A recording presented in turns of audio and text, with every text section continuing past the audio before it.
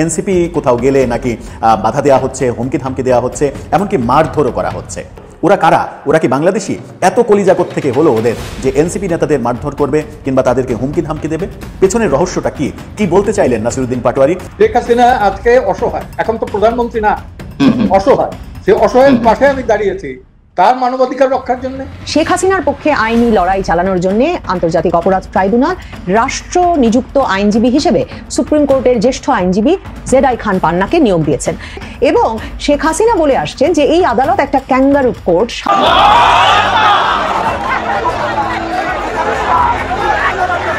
আসসালামু আলাইকুম প্রিয় দর্শক, নতুন একটি নিউজে আপনাদেরকে স্বাগতম। দর্শক, বাংলাদেশের যে বর্তমান রাজনৈতিক প্রেক্ষাপট এবং যে পরিস্থিতি সৃষ্টি হয়েছে তারই আলোকে আপনাদের সামনে বেশ কয়েকটি গুরুত্বপূর্ণ ভিডিও নিয়ে হাজির হয়েছি, যার কিছু অংশবিশেষ ভিডিও শুরুতেই দেখেছেন।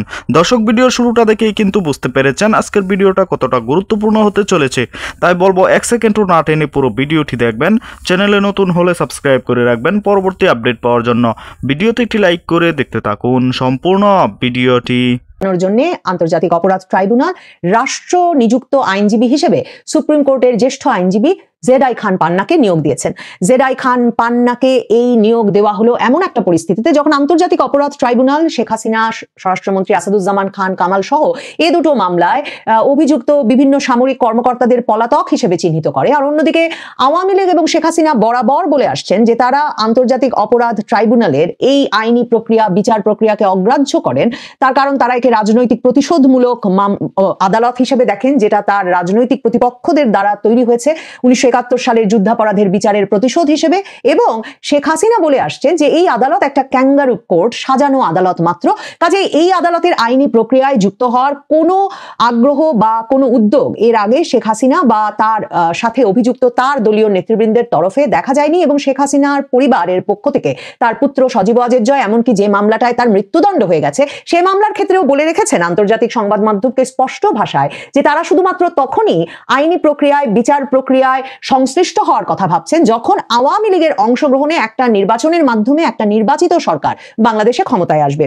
এই অবস্থায় আন্তর্জাতিক অপরাধ ট্রাইব্যুনাল জেডাই খান পান্নাকে শেখ হাসিনার জন্য আইনি লড়াই চালাতে নিয়োজিত করলেন।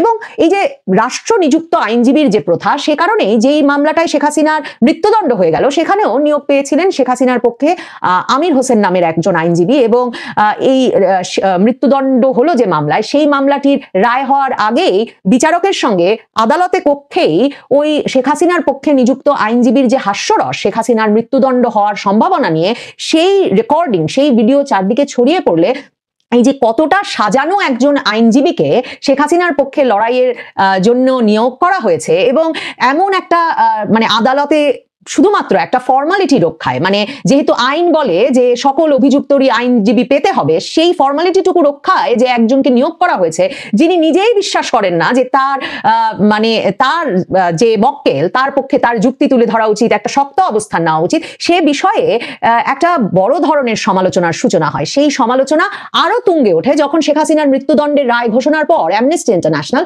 হিউম্যান রাইটস ওয়াচ সহ বিভিন্ন মানবাধিকার সংগঠনগুলো বিশেষভাবে শেখ হাসিনা যে কোনো আইনজীবী নিয়োগের সুযোগ পান নাই এই আদালতে, সেই বিষয়টা নিয়ে প্রশ্ন তোলেন। এবং এই বিষয়টা নিয়ে প্রশ্ন তোলেন যে শেখ হাসিনার পক্ষে রাষ্ট্রনিযুক্ত আইনজীবীকেও যে কোনো নথিপত্র কিংবা কোনো পাল্টা সাক্ষ্য কিংবা সাক্ষী হাজির করার অনুমতি দেওয়া হয় নাই, তার ফলে যে বিচার কাজটা দুর্বল হয়ে পড়েছে এবং কোনোভাবেই একটা গ্রহণযোগ্য বিচার কাজ হিসেবে গ্রাহ্য করা যাচ্ছে না, সেই বিষয়গুলো তখন আন্তর্জাতিক মানবাধিকার সংগঠনগুলো তুলে ধরে। সম্ভবত এই আন্তর্জাতিক মানবাধিকার সংগঠনগুলোর এই যে একটা বিচারের নাটক সাজিয়ে শেখ হাসিনার পক্ষে একজন দুর্বল আইনজীবীকে দাঁড় করিয়ে দেওয়া, যিনি নিজেও ইসলামী ব্যাংকের আইনজীবী ছিলেন এবং তার যে রাজনৈতিক ওরিয়েন্টেশন, তার যে রাজনৈতিক পক্ষপাত, সেটা নিয়েও নানা রকম প্রশ্ন উঠেছে গত কয়েক মাসে। এসব কারণেই সম্ভবত এবার জেডাই খান পান্নাকে আন্তর্জাতিক অপরাধ ট্রাইব্যুনাল নিয়োজিত করলো শেখ হাসিনার পক্ষের আইনজীবী হিসেবে। কিন্তু মনে রাখবেন যে এই আদালতে, আন্তর্জাতিক অপরাধ ট্রাইব্যুনালে নিয়ম হচ্ছে যে রাষ্ট্র যদি পলাতক কোনো আসামির জন্য আইনজীবী নিয়োজিত করেন তাহলে সেই আইনজীবী নতুন কোনো নথিপত্র সাক্ষ্য প্রমাণ আদালতে হাজির করতে পারেন না, তিনি কোনো সাক্ষীকে নিয়ে আসতে পারেন না, এমনকি আদালতের রায় হয়ে গেলে তিনি আপিলও করতে পারেন না। এমনকি মৃত্যুদণ্ডের রায় হওয়ার পরে আমরা জানলাম যে ওই মামলায় শেখ হাসিনার জন্য নিয়োজিত আমির হোসেন, সেই আমির হোসেন এমনকি নাকি রায়ের কপিও তার হাতে দেওয়া হয় নাই, কারণ তিনি তার আপিল টাপিল কিচ্ছু করতে পারবেন না। কাজে তিনি বেরিয়ে এসে বললেন যে রায়ের কপি নাকি আসামি পক্ষের আইনজীবীকে দেওয়া যাবে না, কাজেই তিনি রায়ের কপিও পান নাই।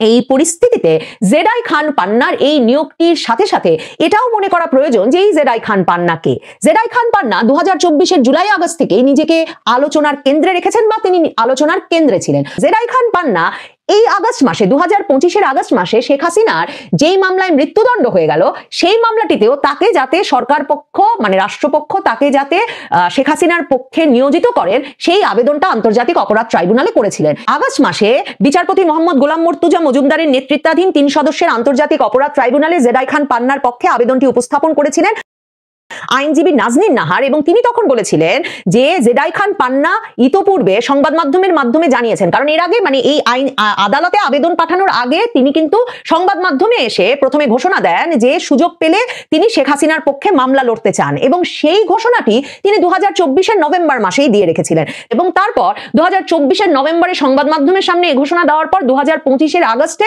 তিনি একজন আইনজীবী পাঠিয়ে তার পক্ষে মানে তাকে যাতে শেখ হাসিনার পক্ষে নিয়োজিত করা হয় আন্তর্জাতিক অপরাধ ট্রাইব্যুনালে সেই আবেদনটা করেন। আন্তর্জাতিক অপরাধ ট্রাইব্যুনাল তখন তাকে বলেন যে এটার আর সময় নাই, কারণ তারা এরই মধ্যে ওই আমির হোসেনকে শেখ হাসিনার পক্ষে নিয়োজিত করে ফেলেছেন সেই জুন মাসে, এবং তারা বলেন যে জেডাই খান পান্না ট্রেন মিস করেছে, কাজেই ট্রেন মিস করার পর পরবর্তী মামলায় জেডাই খান পান্নাকে নিয়োজিত করা যায় কিনা তারা বিষয়টা দেখবেন।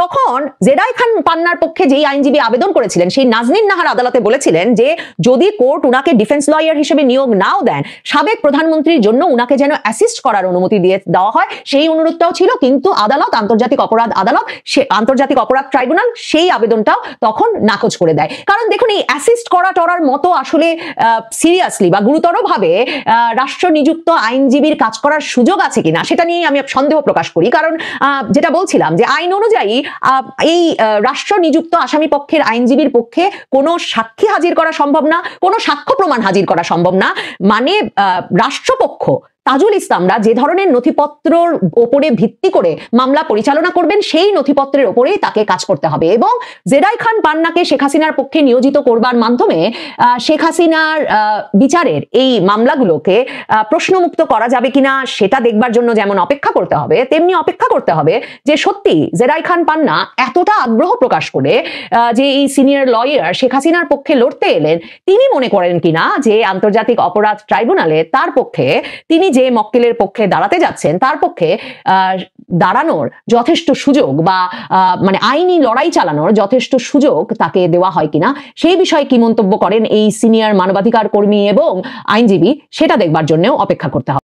এনসিপি কোথাও গেলে নাকি বাধা দেওয়া হচ্ছে, হুমকি থামকি দেওয়া হচ্ছে, এমনকি মারধরও করা হচ্ছে। কি এমন যুগ আসলো রে বাবা। জুলাইয়ের বিপ্লবীরা যদি আজকে দর্শক সম্পূর্ণ ভিডিওটি দেখলেন, অবশ্যই বুঝতে পেরেছেন ভিডিওটি গুরুত্বপূর্ণ ছিল। দর্শক এই ভিডিওতে যে তথ্যগুলো আপনারা পেয়েছেন এ বিষয়ে আপনাদের কি মতামত তা অবশ্যই কমেন্টে জানাবেন, এবং পরবর্তী আপডেট ভিডিওগুলো সবার আগে পেতে চ্যানেলটিকে এখনই সাবস্ক্রাইব করে রাখুন। এই মুহূর্তে বিদায় নিচ্ছি, দেখা হবে পরবর্তী কোনো ভিডিওতে।